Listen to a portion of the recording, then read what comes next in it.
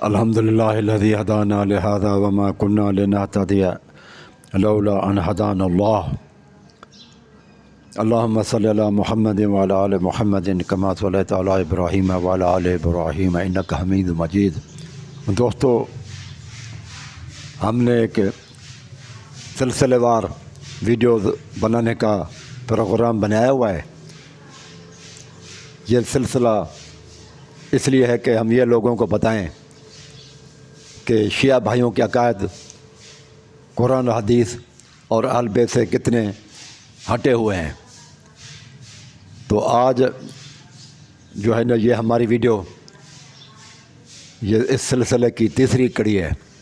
میرے بھائیوں، یہ اصول کافی میں صفحہ نمبر 429 پہ لکھا ہوا ہے، الذین نجتنب الجبت والطاغوت ان یعبدوها والجبت والطاغوت فلان و فلان و فلان، کہ جو ہے نا وہ طاغوت جو ہے نا وہ فلان و فلان و فلان ہے، یعنی کہ 1 2 3 یعنی ابوبکر، عمر اور عثمان ہیں، ان کو طاغوت لکھا ہوا ہے انہوں نے۔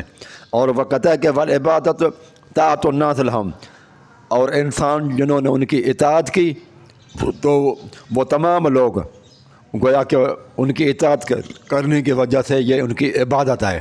طاغوت کی عبادت یہی ہے۔ تو یہ کتاب الحجت صفحہ نمبر 429 اصول کافی جلد نمبر 1 پہ لکھا ہوا ہے، فلان و فلان و فلان۔ اب اگر ہم یہ مانیں کہ ابوبکر، عمر اور عثمان طاغوت تھے، کافر تھے، ٹھیک ہے، تو پھر حضرت علی علیہ السلام بھی نہیں بچ سکتے۔ قرآن مجید کیا کہتا ہے کہ یہ سورۃ نساء آیت نمبر 60 ہے، آیت نمبر 60 کے اندر اگر ہم کہیں نا کہ ابوبکر، عمر اور عثمان طاغوت تھے، تو یہ حضرت علی ان کے پاس فیصلے کروانے کے لیے جاتے رہے ہیں۔ صحیح بخاری اور صحیح مسلم میں اور شیعہ کتب کے اندر بھی ہے، یہ احتجاج تبریسی میں بھی ہے کہ حضرت علی ان کے پاس جاتے رہے ہیں فیصلے کروانے کے لیے، اور بی بی فاطمہ بھی گئی ہیں فدق وغیرہ کے معاملے میں فیصلہ کروانے کے لیے کہ یہ مجھے دے دیں۔ وہاں پر جو ہے نا انہوں نے وہ شیعہ کتب میں ہے کہ گواہ بھی پیش کیے کہ اے ابوبکر آپ یہ فیصلہ کریں۔ اب سوال یہ ہے کہ وہ طاغوت جب تھا تو طاغوت کے پاس جانا، ٹھیک ہے، یہ بھی قرآن مجید کے اندر کفر ہے۔ پھر بخاری اور احتجاج تبریسی میں یہ بھی ہے کہ حضرت عباس اور حضرت علی آپس میں لڑتے ہوئے آئے، اور حضرت عمر کے پاس، کبھی حضرت ابوبکر کے پاس جاتے تھے۔ تو پھر کیا ہوگا آپ دیکھیں، قرآن مجید کی آیت نمبر اس میں یہ ہے کہ الم تر الی الذین یزعمون انہم آمنوا بما انزل الیک وما انزل من قبلک ویریدون ان یتحاکموا الی الطاغوت۔ وہ لوگ، محمد صلی اللہ علیہ وسلم، آپ نے ان لوگوں کو نہیں دیکھا جو دعویٰ کرتے ہیں ایمان لانے کی، اور وہ پھر فیصلہ کروانے جاتے ہیں طاغوت سے۔ وقد امروا ان یکفروا بھی، حالانکہ ان کو یہ حکم دیا گیا تھا کہ اس چیز کا، طاغوت سے فیصلہ کروانے کا انکار کرو۔ تو اللہ سبحانہ و تعالیٰ فرماتا ہے وَيُرِيدُ الشَّيْطَانُ أَن يُضِلَّهُمْ ضَلَالًا بَعِيدًا۔ تو شیطان جو ہے ارادہ کرتا ہے ان لوگوں کو دور کی گمراہی میں لے جانے کا، یعنی کہ شیطان ان کو دور کی گمراہی میں لے جاتا ہے۔ اسی طرح سے نہج البلاغہ کے اندر بھی ہے کہ حضرت علی اور امیر معاویہ کے درمیان میں فیصلہ کروانے کے لیے کہ ہم لوگ صلح کرتے ہیں، علی رضی اللہ تعالیٰ عنہ اور امیر معاویہ، یہ نہج البلاغہ کے اندر ہے، جس کو تحکیم کہتے ہیں کہ تحکیم پہ راضی ہوئے تھے۔ علی رضی اللہ عنہ کی طرف سے فیصلہ کرنے والا ابو موسیٰ اشعری تھا، اور عمرو بن عاص کو حضرت امیر معاویہ نے اپنا حکم مقرر کیا تھا کہ آپ لوگ فیصلہ کریں، دونوں نے مل کر فیصلہ کرنا تھا۔ تو حضرت علی پھر وہ طاغوت سے فیصلہ کیوں کروانے پہ راضی ہوا؟ تو یہاں پر بھی اللہ تبارک و تعالیٰ نے فرمایا کہ وہ شیطان ان کو دور کی گمراہی پہ لے جاتا ہے۔ اس سے اگر یہ عقیدہ رکھیں جو شیعہ کتاب کے اندر ہے، تو اس سے یہ ثابت ہوا کہ وجرید الشیطان ان یضلہم ضلالا بعیدا، جو غیر اللہ سے، اللہ تعالیٰ کے علاوہ جو ابو بکر عمر عثمان سے فیصلہ کرواتے ہیں، اللہ تعالیٰ فرماتے ہیں اگر وہ طاغوت سے جو فیصلہ کروائے تو وہ طاغوت ہی ہوئے۔ ابو موسیٰ عشری اور عمر بن عاص بھی طاغوت ہی ہوئے اور تحکیم پہ راضی ہوا ہے۔ تو یہ ساری چیزیں ثابت کرتے ہیں کہ حضرت علی رضی اللہ تعالیٰ عنہ پہ ایمان والے نہ رہے۔ ذلہم ضلالا بعیدا کا حضرت علی رضی اللہ عنہ پہ شکار ہو گئے، دور کی گمراہی میں جا پھنسے حضرت علی بھی۔ تو بہت مشکل ہے کہ ابو بکر اور عمر کو آپ کہیں کہ کافر ہیں، تو پھر حضرت علی کو آپ ایماندار ثابت کرنا بہت بڑا مسئلہ ہو جائے گا۔ پھر بی خاتون جنت کیوں گئی ان کے پاس فیصلہ کروانے کے لیے؟ فیصلہ ہی تو تھا، وہ ڈیمانڈ کرنے کے گئیں، پھر گواہ وغیرہ پیش ہوئے، اور پھر حضرت علی فیصلہ کروانے کے لیے گئے۔ پھر فیصلے کے اوپر ابو موسیٰ عشری کو چنا کہ یہ فیصلہ کرے گا، امیر معاویہ نے عمر بن عاص کو، وہ بھی نہج البلاغہ کے اندر لکھا ہوا ہے۔ تو یہ ساری چیزیں جو ہے نا یہ بتا رہی ہیں کہ اگر ابو بکر عمر کو کوئی کہے گا کافر تو اس فتویٰ سے حضرت علی بھی نہیں بچ پائیں گے۔ پھر یہ بھی ان کا عقیدہ ہے کہ حضرت علی پر ایمان لانا ایمان اور کفر کا مسئلہ ہے، ایمان اور کفر میں فرق، حضرت علی یعنی حضرت علی پر ایمان لانا چاہیے۔ تو یہ بھائی احد کے اندر 72 صحابہ شہید ہوئے، ٹھیک ہے، احد کے اندر جنگ احد میں 72 صحابہ شہید ہوئے، اور رسول اللہ صلی اللہ علیہ وسلم اور بہت سارے، یہ کدھر لکھا ہوا ہے کہ وہ ایمان لائے تھے حضرت علی کے اوپر؟ اگر ایمان اللہ کی طرف سے ہے نا لانا، تو رسول اللہ صلی اللہ علیہ وسلم بھی ایمان لے آئے حضرت علی کے اوپر۔ تو پھر جب حضرت علی ایمان میں داخل ہے تو پھر یہ رسول اللہ صلی اللہ علیہ وسلم نے اپنے آخری ایام میں ابو بکر کو مسلح کی طرف کیوں کھڑا کیا؟ پھر تو حضرت علی کو آگے کرنا چاہیے تھا۔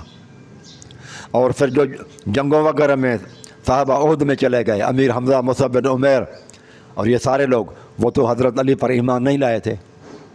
اور قرآن مجید میں بھی اللہ تعالیٰ نے جو ہے نا سورۃ بقرہ آخری رکوع ہے، آمن الرسول بما انزل الیہ من ربہ والمؤمنون کل آمن باللہ وملائکتہ وکتبہ ورسلہ لا نفرق بین احد من رسلہ، ٹھیک ہے۔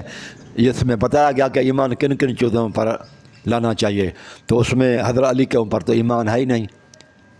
نماز جو چیز ایمان ہے، اتنی امپارٹنٹ ہے، اس کا ذکر نام لے کر اللہ تعالیٰ نے قرآن مجید میں نہیں بتایا۔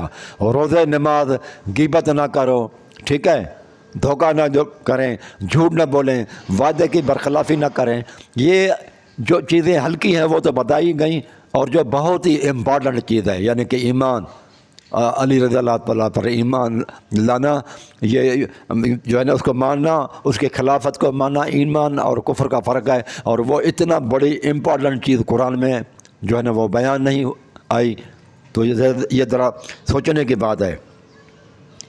آپ یہ دیکھیں میرے بھائی، یہ سیرت معصومین ہے، اس سے صفحہ نمبر 226 پہ ہے، کہتا ہے کہ حضرت فاطمہ جب تک زندہ تھیں حضرت امیر علیہ السلام نے کسی عورت سے نکاح نہیں کیا، جیسا کہ رسول خدا نے جناب خدیجہ کی زندگی میں دوسری کوئی عورت نہیں کی، شادی نہیں کی تھی۔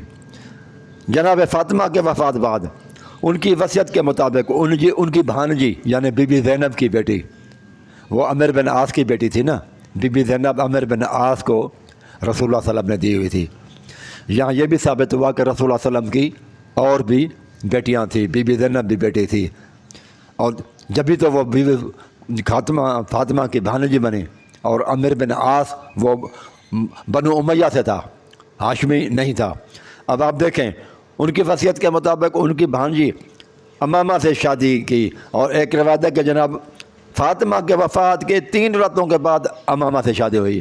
ادھر سے بی بی خاتون جنت فاطمہ رضی اللہ تعالیٰ عنہ دنیا سے چلی گئیں، اور اس کے بعد آپ دیکھیں 3 راتوں کے اندر حضرت علی نے امامہ رضی اللہ تعالیٰ عنہ سے شادی کی، جبکہ اتنی جلدی 3 دن کے اندر کیا غم وغیرہ کا اظہار کیا، اس کے لیے یعنی کہ حضرت علی کو معلوم ہوتا ہے کہ کیا حضرت علی کو یہ بیوی خاتون جنت سے پیار تھا، محبت تھی کہ تیسرے دن ہی شادی کر ڈالی، جب کہ اس سے پہلے امامہ سے شادی سے پہلے کتنی اور شادیاں تھیں، یہ بھی لکھا ہوا ہے دیکھیں۔ جب امیر المومنین کی شہادت ہوئی تو 4 بیویاں اور 18 کنیزیں آن جناب کی موجود تھیں۔ یہ دیکھیں اتنی شادیاں ہونے کے باوجود 4 شادیاں بھی تھیں اور 18 کنیزیں تھیں، تو اس کو اتنی، یعنی کہ کیا یہ ثابت کر رہے ہیں کہ حضرت علی رضی اللہ تعالیٰ عنہ بہت زیادہ سیکسی تھا، انتہائی درجے کا، کہ بیویاں بھی ہیں اور اس کے باوجود جو ہے نا وہ کنیزیں بھی ہیں۔ اور یہ کیا یہ غم کی نشانی ہے، پریشانی کی نشانی ہے کہ خاتون جنت ادھر سے گئیں اور 3 دن کے اندر اندر آپ نے شادی بھی کر لی؟ تو یہ ہے حضرت علی علیہ الصلوۃ والسلام کی فضیلت ان کے نگاہوں میں۔ وہ لوگ جو ابو بکر اور عمر کو نہیں مانیں گے تو سوال ہے کہ وہ پھر کسی کو بھی نہیں مانیں گے، ایون اپنے اہل بیت کو بھی نہیں مانیں گے۔ تو میرے بھائیوں، اس کے بعد آپ دیکھیں فروع کافی ہے، یہ کیا کہتا ہے؟ ان زرارہ ان ابی عبداللہ، امام جعفر صادق سے روایت کرتا ہے، قال لا تکون متع الا بامرین، بس متع کے لیے 2 شرطیں ہیں، اجل مسمى و اجر مسمى، مخصوص وقت کے لیے اور مخصوص پیسوں کے عوض، پیسے مقرر کیے جائیں اور ٹائم مقرر کیا جائے، بس شرائط ہی 2 ہیں اور کوئی نہیں ہے۔ یہ دیکھیں شروط متع، اوپر سے چیپٹر کا نام ہی یہی ہے کہ متع کا شروط، بس 2 ہی ہیں۔ اب مجھے بتاؤ تو پھر زنا کسی اور چیز کا نام ہے؟ یہی تو زنا ہے۔ اور یہ کتاب آپ دیکھیں یعقوب کلینی کی کتاب ہے۔ یہ بھائی یہ بھی کہتے ہیں کہ حسین رضی اللہ تعالیٰ عنہ غیب دان تھے، تو جب حسین علیہ الصلوۃ والسلام غیب دان تھے تو پھر میرے بھائیوں مجھے بتاؤ کہ کربلا میں اس کو پہلے سے پتہ تھا نا کہ پانی نہیں ہے، تو پانی بھی نہیں ملے گا اور بچے وغیرہ پیاسے بھی مریں گے، شہید ہوں گے، تو پھر پانی پہلے سے جمع کیوں نہیں کیا؟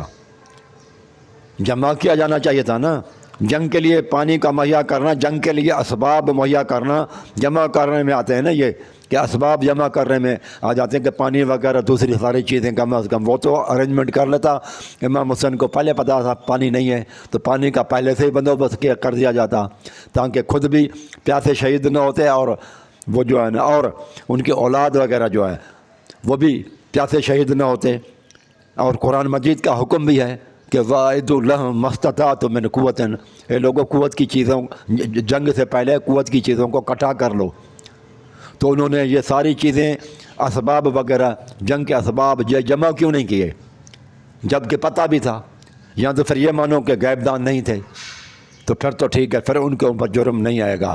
لیکن جب آپ کہو گے کہ ان کو پتہ تھا پہلے سے ہی تو پھر تو نعوذ باللہ منہ، اللہ تعالیٰ معاذ اللہ ثم معاذ اللہ، تو پھر تو امام حسین جو ہے نا وہ ان کے اوپر آئے گا، الزام لگے گا جرم کا کہ انہوں نے جان بوجھ کر یہ گناہ کے کام کیے، استغفر اللہ۔ پھر لوگ کہتے ہیں کہ دیکھو رسول اللہ صلی اللہ علیہ وآلہ وسلم کے زمانے میں تو سارے مسلم تھے اور دین جب مکمل ہوا کوئی بریلوی دیوبندی شیعہ نہیں تھا، ٹھیک ہے، دین مکمل ہوا تو اس وقت سب کے سب مسلم تھے۔ اللہ تعالیٰ فرماتے الیوم اکملت لکم دینکم واتممت علیکم نعمتی ورضیت لکم الاسلام دینا، دین اسلام پر عمل کرنے والے تھے، کوئی کسی فقہ وغیرہ کی کوئی چیز تدوین نہیں ہوئی تھی، کوئی نہیں تھا مسئلہ، صرف اللہ کے رسول نے جو ہے نا قرآن اور حدیث کے اندر 2 چیزوں میں دین مکمل کیا تھا۔ لیکن آپ دیکھیں اس وقت وہ شیعہ تو نہیں تھے، شیعہ تو بعد میں پیدا ہوئے ہیں، امام حسین کے کربلا، واقعہ کربلا کے بعد میں پیدا ہوئے ہیں۔ رسول اللہ صلی اللہ علیہ وسلم کے زمانے میں تو شیعہ نہیں تھے، اور جب دین مکمل ہوا تو اس وقت نہیں تھے، اس وقت تو سارے کے سارے مسلم تھے۔ معلوم ہوا کہ شیعہ بعد کی پیداوار ہیں اور جو بعد میں چیزیں آئے ہیں وہ فرقہ ہوتے ہیں اور وہ گنہگار ہوتے ہیں۔ اور میرے بھائیوں، شیعہ کہتے ہیں کہ ابو بکر، عمر اور عثمان خلافت کے لالچی تھے، ان کا مقصد حکومت کو حاصل کرنا تھا اور حکومت کو برقرار رکھنا تھا۔ تو اگر ایسی بات ہوتی تو حضرت ابو بکر اپنے بیٹوں کو خلافت دیتا، حضرت عمر اپنے بیٹوں کو خلافت دیتا۔ آپ دیکھیں حضرت عمر نے تو اپنے بیٹے کو شورا کے اندر تک جو ہے نا ممبر نہیں بنایا، عبداللہ بن عمر کو یا کسی اور بیٹے کو، یہ بھی نہیں کیا۔ اور عثمان نے خود کو قتل کروانا پسند کیا، لیکن یہ نہیں کہا کہ رسول اللہ صلی اللہ علیہ وسلم کے شہر مدینہ میں اور جو ہے نا کشت اور خون کی بازار گرم ہو، یعنی کہ کہا کہ بس مجھے قتل کر دیں، کوئی بات نہیں ہے، لیکن کسی سپاہیوں کو، جرنیلوں کو، حکمرانوں کو، اپنے آپ خلیفے ہیں، کسی کو حکم نہیں دیا کہ ان کے ساتھ لڑو۔ چند سینکڑوں لوگ تھے، امیر معاویہ کو کہہ دیتا، اور بہت سارے صحابہ تھے ان کے لیے جان دینے کے لیے تیار تھے، لیکن آپ دیکھیں کہ اس نے اپنے آپ کو قتل کروانا پسند کیا، لیکن یہ نہیں کہا کہ رسول اللہ صلی اللہ علیہ وسلم کے شہر میں کوئی خون کی بازار گرم ہو۔ اندازہ لگائیں اگر وہ لالچی ہوتے تو پھر اوروں کو حکم دیتے اور اپنی آپ کو جو ہے نا حکومت کو لمبا جو ہے نا کرتے، اور یہ جو ہے نا تکلیفیں وغیرہ نہ دیکھتے۔ تو یہ صاف ظاہر ہے کہ انہوں نے لڑائی نہیں کی، اپنی حکومت کو برقرار رکھنے کے لیے کوئی لڑائی نہیں کروائی، اور نہ اپنے بیٹوں کو حکومتیں دیں۔ تو یہ اندازہ لگائیں کہ یہ اس طرح کے ان کے اوپر یہ الزام ہے اور کچھ بھی نہیں ہے۔ میرے بھائیو، شیعہ اور قادیانیوں میں، قادیانی کہتے ہیں رسول اللہ صلی اللہ علیہ وسلم کے بعد غلام محمد یعنی کہ نبوت جاری ہے، اور یہ شیعہ بھی کہتے ہیں کہ اس سے بھی بڑے درجہ جو ہے نا افضل، نبیوں سے بھی افضل وہ 12 آئے، یعنی کہ جو ہے اندازہ لگائیں۔ یہ کہتے ہیں کہ قادیانی کہتے ہیں کہ محمد صلی اللہ علیہ وسلم کے بعد ایک نبی آیا، اور شیعہ بھائی کہتے ہیں کہ رسول اللہ صلی اللہ علیہ وسلم کے بعد 12 امام آئے جو نبیوں سے بھی افضل تھے۔ جب اللہ تعالیٰ نے چھوٹا درجہ بند کر دیا تو بڑا درجہ کہاں سے انہوں نے کھول دیا؟ تو یہ ان کا عقیدہ میرے بھائیوں، آپ دیکھیں کہ جو ہے نا وہ قادیانوں سے بھی بدتر ہے، قادیانوں سے بھی بدتر عقیدہ ہے میرے بھائیوں۔ یہ بھی دیکھیں آپ، پھر عائشہ صدیقہ رضی اللہ تعالیٰ عنہ کو بھی وہ نہیں مانتے۔ رسول اللہ صلی اللہ علیہ وسلم نے عائشہ صدیقہ کے گھر میں دفن ہونا پسند کیا، لیکن اس کے مقابلے میں حسنین کریمین تھے، فاطمہ الزہرا تھی، علی رضی اللہ تعالیٰ عنہ کا گھر تھا۔ ایک طرف وہ گھر ہے، ایک طرف عائشہ صدیقہ کا گھر ہے، اور بیویوں کے بھی گھر تھے، ٹھیک ہے۔ لیکن رسول اللہ صلی اللہ علیہ وسلم کی محبت دیکھیں کہ کس کے ساتھ زیادہ محبت ہے۔ لوگ تو کہتے ہیں نا فضائل بیان کر کے، کوئی کہتا ہے رسول اللہ صلی اللہ علیہ وسلم سب سے زیادہ فلاں سے محبت کرتے تھے، رسول اللہ صلی اللہ علیہ وسلم فلاں سے زیادہ محبت کرتے تھے سب سے، لیکن وہ لوگوں کے اپنے اپنے خیالات ہیں۔ لیکن آپ دیکھیں کہ رسول اللہ صلی اللہ علیہ وسلم نے سب سے زیادہ کسی کو محبوب بنایا۔ انسان جب بیمار ہوتا ہے نا، آخری گھڑیاں ہوتی ہیں نا، تو اس وقت وہ کہتا ہے کہ مجھے فلاں جگہ پر جو ہے نا وہ لے جاؤ، بیٹا ہوگا یا بیٹی ہوگا، لیکن ان کے لیے کہے گا جہاں پر وہ سمجھتا ہے کہ وہاں پر میری سب سے زیادہ خدمت ہوگی۔ تو رسول اللہ صلی اللہ علیہ وسلم عائشہ صدیقہ گھر میں دفن ہوئے، لیکن یہ لوگ ایسے ہیں، نامعقول لوگ ہیں، عقل سے عاری ہیں، کہ یہ کہتے ہیں عائشہ صدیقہ نے جو ہے نا ان کو زہر دیا تھا، استغفر اللہ معاذ اللہ رسول اللہ صلی اللہ علیہ وسلم کو۔ تو کیا اللہ تبارک و تعالیٰ نے بھی کوئی رسول اللہ صلی اللہ علیہ وسلم کی مدد نہیں کی کہ عائشہ صدیقہ کے گھر میں آپ نہ رہیں، خاتون جنت بی بی فاطمہ کے گھر چلے جائیں، کیونکہ عائشہ صدیقہ آپ کو زہر دے گی۔ اللہ تعالیٰ تو فرماتا ہے کہ ہمارے اوپر جو ہے نا یہ ضروری ہے کہ ہم مومنین کے رسول کی مدد کریں۔ تو اللہ تبارک و تعالیٰ نے جب اپنے اوپر یہ لازم کر لیا ہے، فرض کر لیا ہے کہ میں رسول کی مدد کروں گا، تو اللہ تبارک و تعالیٰ نے تو نہیں بتایا۔ اس کا مطلب شیعہ صاحب سے رسول اللہ صلی اللہ علیہ وسلم کی اللہ تعالیٰ نے کوئی مدد نہیں کی، کوئی نہیں بتایا کہ یہاں آپ کو زہر دیا جائے گا، تو آپ اس گھر میں نہیں جائیں، وہ بی بی خاتون جنت کے طرف جائیں۔ اور پھر رسول اللہ صلی اللہ علیہ وسلم اتنا عرصہ رہے، انہوں نے بھی نہیں پہچانا کہ یہ جو ہے نا منافقہ ہے، نعوذ باللہ منہ۔ قرآن کیا کہتا ہے؟ قرآن کہتا ہے محمد صلی اللہ علیہ وسلم لوگوں کو، آپ تو زبان کے لب و لہجے سے جو وہ بات ہوتی ہے تو اس وقت پہچان لیتے ہیں، آپ تو لوگوں کے چہروں سے پہچان لیتے ہیں کہ منافق ہے۔ وَلَتَعْرِفَنَّهُمْ لَحْنَ الْقَوْلِ، آپ تو ان کو پہچان لیتے ہیں زبان کے لب و لہجے سے۔ وَلَتَعْرِفَنَّهُمْ، اور آپ ان کو پہچان لیتے ہیں وہ ان کے چہروں سے۔ تو جب رسول اللہ صلی اللہ علیہ وسلم ان کو چہروں سے پہچان لیتے تھے اور ان کے زبان کے لہجوں سے پہچان لیتے تھے، تو یہاں تو یہ ثابت ہوتا ہے کہ رسول اللہ صلی اللہ علیہ وسلم نے عائشہ صدیقہ کو اور حفصہ رضی اللہ تعالیٰ عنہ اتنا عرصہ رہنے کے باوجود بھی اگر وہ منافقہ تھیں تو ان کو تو نہیں پہچانا، یعنی کہ رسول اللہ صلی اللہ علیہ وسلم نے قرآن مجید کی خلاف ورزی کی۔ ان لوگوں کو آج پتہ چل رہا ہے لیکن محمد صلی اللہ علیہ وسلم کو پتہ نہیں چلا، اللہ یاری کو پتہ چل جاتا ہے۔ میرے بھائیو اس کو ذرا غور سے سنیں اور جو ہے نا اس کو اور لوگوں کا پاس بھی ان کو بھیجیں انشاءاللہ۔ اقول قولی ھذا استغفر اللہ۔